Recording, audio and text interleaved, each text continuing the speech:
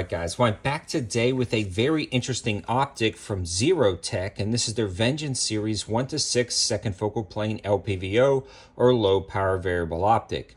In general, a low power variable optic is great to throw on top of an AR-15 or similar platform because it allows you to zoom this to the 1 power setting, keep both eyes open and use it as a pseudo red dot, or you can zoom it all the way out to the 6 power setting to take distance shots, allowing you to hit shots all the way out to 500-600 yards depending on what caliber and AR you're putting it on.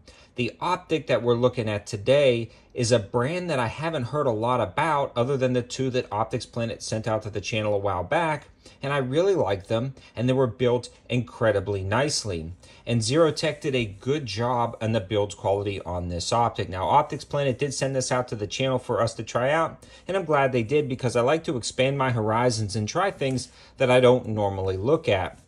They also created the coupon code 704TAC or 704TAC for 5% off your Optics Planet order, so definitely try that code out. No matter what you're going to buy from Optics Planet, it's worth inputting that code to see if you can save yourself some money. Now, the cool thing about this optic is it's rather compact and small, and it allows you to get a little bit more compact footprint on top of the AR, depending on what other accessories you want to throw on there. Now, it's not the smallest LPVO I've ever shot, but it is pretty darn close, and I'd have to go back and kind of look at all of them. But there are some that are definitely longer, and it's kind of give and take of the features. One of the first things I noticed about this optic, other than the price, was the build quality. And before taking a look at the price, I actually thought this was going to be a lot more than it was, and it was on sale for $449 from Optics Planet's website, and they generally sell for $500. Now, there are positives and minuses, and this is not necessarily like the best LPVO under $500. I feel like the competition is strong in the LPVO category, but we will talk about the strengths and weaknesses of the optic. And one of the first strengths is build quality. When you pick this optic up, you know it's done nicely. The turrets are capped and everything is precisely machined. The clicks are very tactile, but not very audible. But they do have a very strong detent in them. Both of the turrets are the same way. The illumination on this has very tactile clicks, which you don't often find with illumination settings. It also has very nice texturing and knurling and an offsetting in between all of the illumination settings, which is very slick. So if you're going to be twilight or dusk hunting, keeping that illumination a little bit lower might be nice. And if you're going to be shooting in the daytime, keeping that illumination a little bit brighter. Now, this is, it's kind of weird. It's daytime bright and it's not daytime bright. There are some circumstances in the daytime where this works absolutely perfectly, maybe with a little cloud cover, or it's a little bit in the morning or a little bit at night, but not quite dusk or twilight. The illumination works absolutely spectacular. But if you go out on like a bright sunny day and you've got real reflective ground like snow or sand, this is not going to be as bright as a red dot. But it does a very good job with illumination, and that's going to be the theme throughout this review for this optic. It does everything good, but nothing absolutely spectacular. But because it does everything good, it's a very nice, solid optic that's well-rounded, that you're not going to find too many things you hate about it, making it a good option for a lot of people. The other thing I would discuss is the throw lever, and you can see it's a throw lever clamped onto a throw lever. And that's another cool feature about this optic. It's done very nicely. It's ultra smooth again, a very premium feeling optic. This is where the optic is truly competing with $1,000 scopes, in my opinion, is the build quality and interface with the user. This can be removed for the smaller throw lever, but I like having the larger throw lever in case you're scanning across a field, maybe hunting coyotes or in a 3-gun competition, and then boom, you need to take a distance shot, you flip it over and you're good to go. The reticle selection on this optic was very nice as well. We'll discuss that in a minute. I do like to discuss it though when we're talking about the zoom lever because it's all correlated. This is a second focal plane optic, meaning as you zoom in and out, the reticle stays the same size, which is good at the 1 power setting because you're getting a very large reticle that you can easily use as a pseudo red dot, especially with the illumination. But the caveat is The bullet drop compensation and the MOA marks are only going to be valid at the 6 power setting. You can look up more information about this reticle, but it's very nice because it's got leader lines moving in, as you can see in the intro, to a crosshair with a kind of circle of death, and then marks going down for windage and elevation. So it's a very nicely set up reticle that I absolutely love.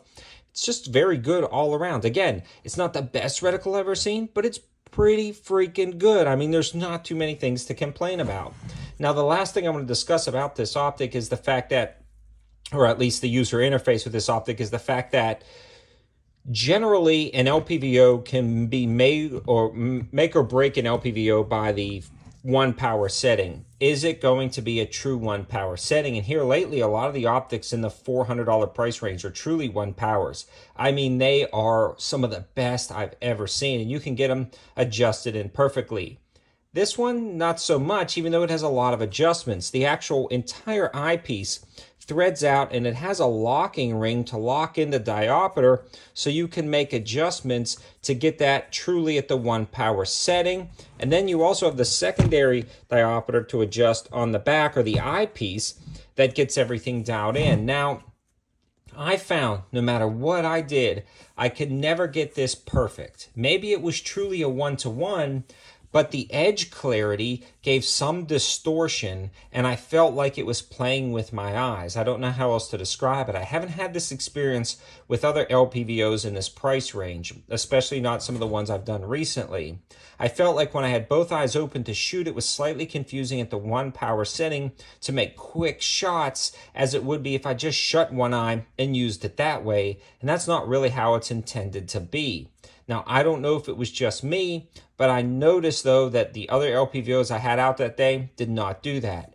No matter how long I spent adjusting the diopter, locking it in, trying it out, I couldn't quite get it figured out, so that was a complaint. But once I got past the 1 power setting or shut one eye and started zooming up, the optic was incredibly clear, crisp, the edge clarity was pretty darn good, and I could just easily make out targets at a variety of distances, and the glass clarity was really good. Also, the eye box and eye relief was very forgiving, meaning the up, down, left, and right where you put your head was very forgiving across the board, and I felt like it was a very nice eye box and eye relief. So it held 0, it worked, and I hope I went over the strengths and weaknesses of this optic to get you guys better prepared if you wanted to spend your money on something like this or not. I feel like ZeroTech strengths are definitely going to be the build quality, the user interface, the glass clarity, and in this case, the illumination. Their weaknesses, though, for me anyways, is I couldn't quite figure out that 1 power setting 100%. It works, it's pretty good, but it's not the best. Going back to the illumination, it's not the brightest I've ever seen, and for $450, I feel like they maybe could have made it a touch brighter, but with that being said, I like the optic. I think you will too if you understand the positives and negatives and you understand what you're getting. So I hope this review helps you make your decision whether to buy it or not. Thanks for watching, guys, and thanks to Optics Planet for sending this out to try. Without your support, again, it'd be really difficult to try new optics, especially ones that I really haven't seen too many of hit the market. So it's nice and refreshing to try new things. Have a good one.